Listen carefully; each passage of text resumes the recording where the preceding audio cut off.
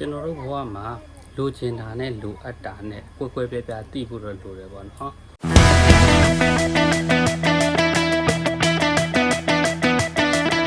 အဲ့ဒါပါလဲဆိုတော့ကျွန်တော်ဒီ TikTok မှာဆိုလို့ရှိရင်လည်းကျွန်တော် account တွေဖွင့်ပေးဖို့တွေပေါ့ကျွန်တော်ဗီဒီယိုလေးတင်ပြီးတဲ့တချို့ဆိုလိုချင်တယ်ပေါ့နော်လိုချင်တယ်လာမှတ်တယ်တကယ်တော့အဲ့ဒီလူတွေကလိုပဲလိုချင်တာပါလိုအပ်တာမဟုတ်ဘူးခင်ဗျားတို့ကိုအရင်မေးကြည့်ပါငါကလိုချင်တာလားလိုအပ်တာလားပေါ့နော်လိုချင်တာနဲ့လိုအပ်တာကမတူဘူးပေါ့နော်ကျွန်တော်လိုချင်တာကဘယ်လိုမျိုးလဲဆိုတော့ကျွန်တော်ဒီဥစ္စာကိုရရင်ယူလိုက်မယ်နော်ရရင်ယူလိုက်မယ်ဆိုပြီးတော့ကျွန်တော်တို့တွေကလိုချင်လို့ပေါ့ဗျာကျွန်တော်တို့ဒီဝန်ဆောင်ကမ်းခြေမှာဆိုလို့ရှိရင်လည်းကျွန်တော်ပြောပြမယ်ကျွန်တော်တို့ဒီမိုးရာသီတွေမှာပဲဖြစ်တခါလေကြာလို့ရှိရင်ကျွန်တော်ဒီမှာပေါ့နော်လာပြီးတော့အလှရှင်တွေတခါကျရင်လာတယ်လာတယ်ဆိုတာဒီလိုပေါ့ကမ်းခြေမှာတချို့ထမင်းဘူးတွေတခါလေးမှာပေါ့နော်လာလှူကြရရှိတယ်ဗျဒီဘလို့လူတွေဘလို့လဲဆိုတော့တခါကျရင်ဒီမှာကမ်းခြေရဈေးတဲ့တွေကိုလာလှူတာအဲ့ဒီမှာဘာဖြစ်လဲဆိုတော့သူတို့တွေကလာလှူလို့ရှိရင်တချို့ဆိုရင်ပေါ့နော်ဘသူရဲလို့ကျွန်တော်ပြောယူကြရထမင်းဘူးတွေပေါ့ဗျာ3-4ဘူးယူတယ်လှူတဲ့သူကလည်းတချို့တွေကြတော့ကိုတိုင်းလှူတာရှိတယ်တချို့ကကြတော့ကိုယ့်ရဲ့ဝန်ထမ်းတွေတော့လည်းကောင်းအဲ့လိုမျိုးလှူခိုင်းတာရှိအဲ့ဒီမှာဘာဖြစ်လဲဆိုတော့လှူတဲ့လူတချို့တွေကခိုင်းတာဆိုလှူတဲ့သူကလည်းငါလက်ထဲမှာထမင်းဘူး900ရှိတယ်ငါတို့ရဲ့တထေးရနော်ငါတို့အလှရှင်လှူခိုင်းနေဆိုရင်ထမင်းဘူး900ကိုကုန်ရင်ပြီးရောဆိုပြီးတော့ကိုယ့်လက်ထဲမှာမရှိရင်ပြီးရောကျွန်တော်လှူလိုက်ပေးလိုက်တယ်ပေါ့ဗျာကျွန်တော်တို့ဒီ FMB မှာလောက်တော့ကျွန်တော် pamphlet တွေဝေရတယ်ပေါ့တတိယpamphlet တွေနောက်အဆောင်1000ဝေရမယ်ဆိုလို့ရှိရင်ကျွန်တော်တို့ခါကျရင်ခင်ဗျားတို့လည်းတချို့ရန်ကုန်မှာpamphlet ဝေဖို့အတွက်ဝန်ထမ်းတွေချို့မှားတယ်ရှိတယ်တချို့ကတကယ်ဝေတာမဟုတ်ပါအဲ့မှာလူတယောက်တည်းကို pamphlet 2ရွက်3ရွက်ပေးလိုက်တာပဲအဲ့ဒီလိုပဲကျွန်တော်တို့ဒီထမင်းဘူးတွေတချို့လာဝေဆိုတော့ပေးလိုက်တာပဲတချို့လည်းတယောက်တည်း2ဘူး3ဘူးအဲ့2ဘူး3ဘူးရရင်လူတွေတချို့ဘာလို့လဲမသူတို့ဘလောက်စားနိုင်မှာဗျတယောက်တည်းထမင်းအလိုဆုံးစား2ဘူးပေါ့တချို့တွေဆိုရင်အဲ့ထဲကပါတဲ့ဟိုမှာကြက်သားကြော်နဲ့ဆိုအဲ့ကြက်သားကြော်တွေယူပြီးထမင်းတွေကျအဲ့ထမင်းတွေကိုလှုပ်လိုက်ကောဘူတာကြီးဟာခါကျရင်မြင်လို့မကောင်းကျွန်တော်တို့တွေ့နေရလို့ပြောပြတာပါတချို့ဆိုလို့ရှိရင်လည်းအဲ့လိုလွတ်ပြတာမဟုတ်ကြက်သားကြော်တောင်ဘူးတိုင်းတချို့ရရင်ယူလိုက်တယ်ပြီးတော့ကိုနောက်ရှားလူအပ်တဲ့သူကြတော့လည်းမစားရတော့ဘူးပေါ့နော်ကျွန်တော်ဆိုလိုတာကဒါက तू ကလိုချင်လို့ပဲယူလိုက်တာလေသူ့အတွက်ကလူတယောက်ကထမင်းတပူးဆိုပြီးသွားပြီလေအမှန်3ဘူးကြီးခမရဒီထမင်းကြီးကိုခမရ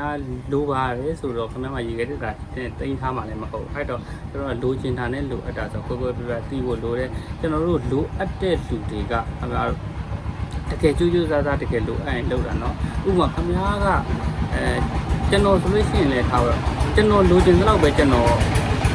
ဘယ်လိုပဲငွေကြေးချမ်းသာပါလေเนาะကျွန်တော်စူးစမ်းတဲ့လောက်ပဲเนาะကျွန်တော်ကမနေမနာနဲ့ကျွန်တော်တအားချမ်းသာခြင်းပြီးကျွန်တော်စူးစမ်းရင်တော့လေကျွန်တော်စူးစမ်းတဲ့လောက်ပဲလူတွေတချို့သက်ဆိုင်မရှိကျွန်တော်တို့တွေလည်းရှိတာမဟုတ်ဘာဖြစ်လို့မရှိလဲကျွန်တော်တို့ရောက်နေတဲ့လက်ရှိဘဝကလည်းကျွန်တော်တင်းတိမ်နေအဲ့အတိုင်းပဲရမှာကျွန်တော်ဒီတလောက်နဲ့တင်းတိမ်နေလို့ကျွန်တော်ဒီလောက်မှာပဲရနေတာပဲအဲ့ဒီသဘောတွေကခင်ဗျားတို့ကျွန်တော်ဆရာကြီးလုပ်ပြီးတော့ပြောပြနေတာမဟုတ်ဘူးเนาะဒါပေမဲ့မရကွက်ကွယ်မြင်အောင်ကျွန်တော်ကဥပမာပေးပြီးတော့ပြောပြတယ်တချို့အကောင့်လိုချင်တယ်အကောင့်လိုချင်တယ်ပဲရှိတာဒီအကောင့်ကိုဘယ်လောက်ထိလိုချင်တာလဲဟာလိုချင်တာပဲရှိတာပေါ့နော်ဘယ်လောက်ထိလိုအပ်တာလဲအဲ့ဒီမှာကျွန်တော်တို့တွေကနောက်တစ်ဆင့်ပါရှိကျွန်တော်တို့ဘယ်ရမှမလွယ်ဘူးက online ကပဲငွေရှာအပြင်မှာပဲငွေရှာပေါ့နော်အထူးသဖြင့်ကျွန်တော်တို့ online ကငွေရှာတယ်ကျွန်တော်အကောင့်တွေဖွင့်ပြီးအကောင့်တွေနဲ့ကျွန်တော်တို့သုံးပြီးတော့ငွေရှာတယ်ပဲထားကျွန်တော်တို့ဒီကဘယ်မှာပဲငွေရှာကျွန်တော်အလုပ်ကိုအလုပ်နဲ့တူအောင်လုပ်ရတယ်နော်ကျွန်တော် online မှာငွေရှာတယ်ဆိုလို့ရှိရင်လည်းကျွန်တော် online မှာအလုပ်ချိန် duty ဝင်တယ်လို့မျိုးကျွန်တော်တို့ကရှာမှရအလုပ်လုံးမှရမှာလေဟုတ်ပြီငါနေ့လေတနာရီပဲထားနေ့လေတနာရီမှငါဗီဒီယိုရိုက်မယ်ဆိုလို့ရှိရင် online ပေါ်တင်တဲ့ဗီဒီယိုရိုက်မယ်ဆိုနေ့လေတနာရီမှငါတို့ရိုက်မယ်ရိုက်ပြီးလို့ရှိရင်ငါတို့ညဘဲအချိန်မှတင်မယ်အဲ့လိုအချိန်သတ်မှတ်ချက်နဲ့ကျွန်တော်တို့ကအဲ့လိုမျိုးလေးတွားမှာကျွန်တော်တို့ငွေရှာတယ်ဆိုတာကဘယ်လိုပြောမလဲဗီဒီယိုတင်မယ်ပေါ်ပဲတွေကျွန်တော်တို့လည်းပေါ်ပဲဖန်တီးတာပဲဒါပေမဲ့ကျွန်တော်တို့ဖန်တီးတဲ့ပေါ်ပဲဗီဒီယိုတွေကကျွန်တော်တို့တွားတဲ့ပုံစံကကျွန်တော်တို့တချို့ຢာတွေကကျွန်တော်တို့ပြောချင်တာကျွန်တော်တို့လုပ်ချင်တာကိုပဲကျွန်တော်တို့လုပ်တာเนาะဒီက ရလာတဲ့အဖြေတွေပဲဇက်တွေဒါတွေကိုကျွန်တော်လိုက်ခံစားနေတာမဟုတ်ဘူးကျွန်တော်အခုပြောလိုက်တဲ့ဗီဒီယိုတွေပြောလိုက်တဲ့ဥစ္စာတွေပေါ့နော်ဒါပေမဲ့ဗီဒီယိုတိုင်းကတော့မဆိုလို့ဘူးပေါ့နော်အခုဥစ္စာတွေကကြတော့ကျွန်တော်တင်လိုက်တယ်ဒါက